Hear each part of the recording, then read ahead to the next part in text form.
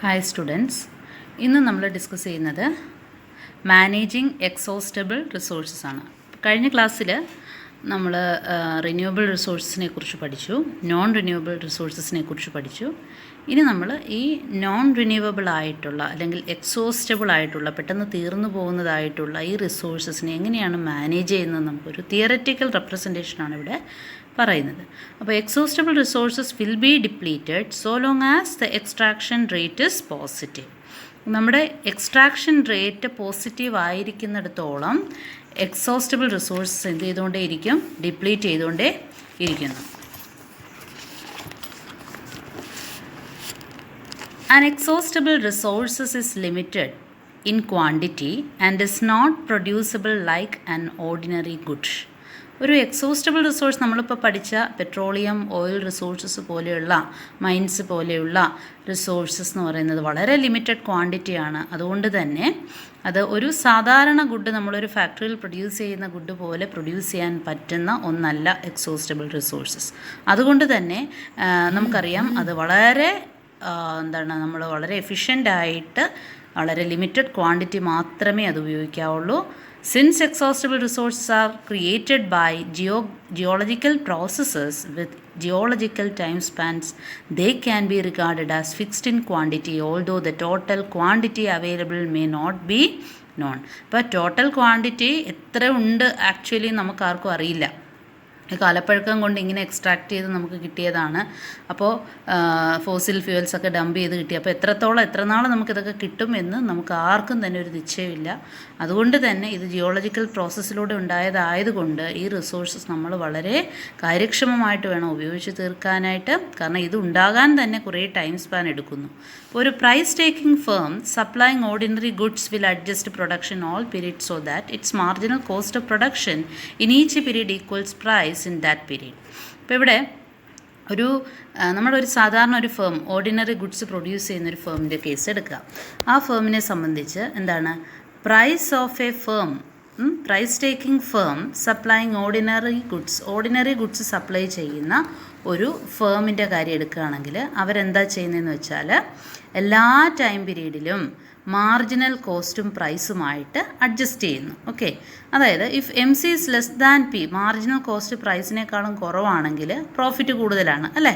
കാര്യം കോസ്റ്റ് കുറവും പ്രൈസ് കൂടുതലുമാണ്. അപ്പോൾ അങ്ങനെയാണെങ്കിൽ പ്രൊഡക്ഷൻ ഇൻക്രീസ് ചെയ്യുകയും അതുപോലെ തിരിച്ചും മാർജിനൽ കോസ്റ്റ് കൂടുതലും പ്രൈസ് കുറവാണെങ്കിൽ അത് പ്രോഫിറ്റബിൾ അല്ല. ഇതേപോലെ തന്നെ നമ്മൾ എന്തിനെ എടുക്കുക, എക്സോസ്റ്റബിൾ റിസോഴ്സസിൻ്റെ കാര്യവും നമ്മൾ എടുക്കുകയാണ്. അപ്പോൾ എന്താണ് however when the firm is the extractor of an exhaustible resource, ഇവിടെ നമ്മൾ ഫേം എന്തായിട്ട് എടുക്കുകയാണ്, ഒരു ഫേം ആ ഫേം എക്സോസ്റ്റബിൾ റിസോഴ്സ് നമ്മുടെ ഈ പറയുന്ന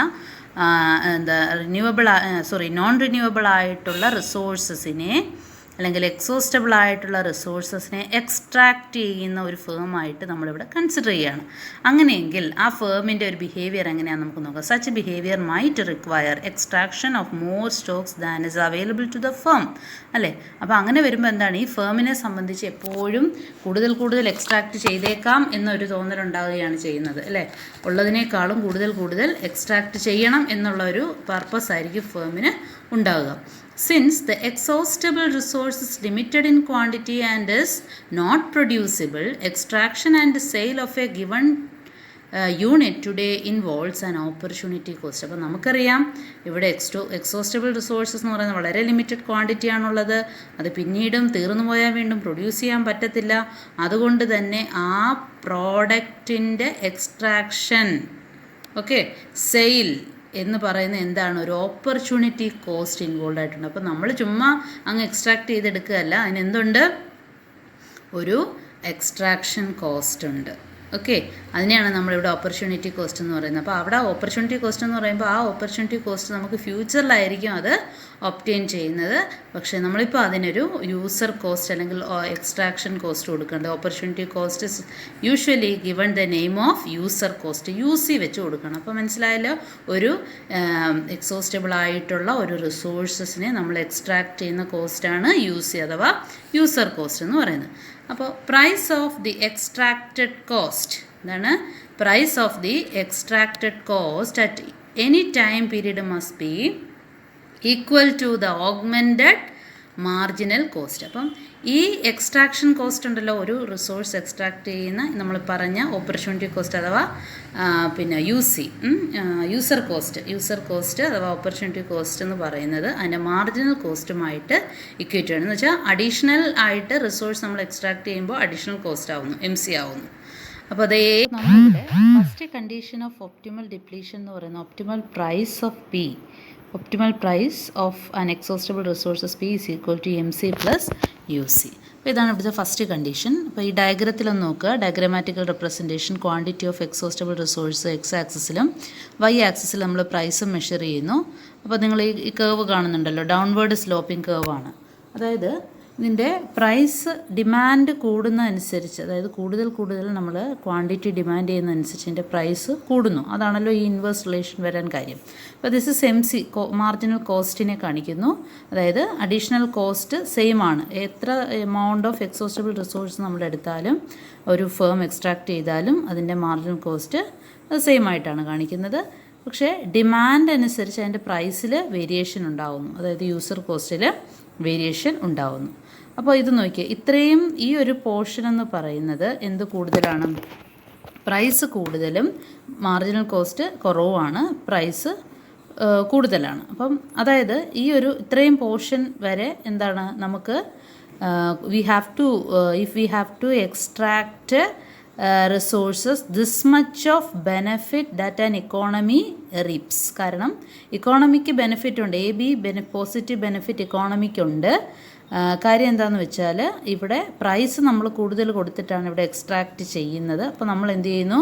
V will reduce our tendency to reduce our extraction. അതേസമയത്ത് ഈ ഒരു പോയിന്റിൽ പ്രൈസും MC-യും ഈക്വലാണ്. അപ്പോൾ ഇത്രയേ ഉള്ളൂ. ഇവിടെ വരെ നമ്മൾ എന്ത് ചെയ്യുന്നു? എക്സ്ട്രാക്റ്റ് ചെയ്യുന്നു. മാക്സിമം പോയിൻ്റ് എന്ന് പറയുന്നത് അല്ലെങ്കിൽ ഒപ്റ്റിമം പോയിൻ്റ് ഓഫ് എക്സ്ട്രാക്ഷൻ എന്ന് പറയുന്നത് Y ആണ്. ഇവിടെയൊക്കെ നമുക്ക് മാക്സിമം ആണ്, നമുക്ക് കിട്ടുന്ന ബെനിഫിറ്റ് എന്ന് പറയുന്നത് മാക്സിമം ആണ്. ഇവിടെ എത്തുമ്പോൾ നമ്മുടെ മാർജിനൽ കോസ്റ്റും പ്രൈസും ഈക്വൽ ആകുമ്പോൾ പിന്നെ ഇങ്ങോട്ട് നമുക്ക് എന്ത് ചെയ്യാൻ പറ്റുന്നില്ല? എക്സ്ട്രാക്ട് ചെയ്യാനായിട്ട് പറ്റുന്നില്ല. മാർജിനൽ കോസ്റ്റ് കൂടുതലും ഒരു ഫേമിനെ സംബന്ധിച്ചാലും മാർജിനൽ കോസ്റ്റ് ഓഫ് എക്സ്ട്രാക്ഷൻ കൂടുതലും, പ്രൈസ് അതിൽ നിന്ന് കിട്ടുന്ന പ്രൈസ് കുറവുമാണ്. ഇവിടെ പ്രൈസ് കൂടുതലാണ്, ഫേമിന് കിട്ടുന്ന പ്രൈസ് കൂടുതലാണ്. കാര്യം ഡിമാൻഡ് പിന്നെ ഇത്രയേ ഉള്ളൂ.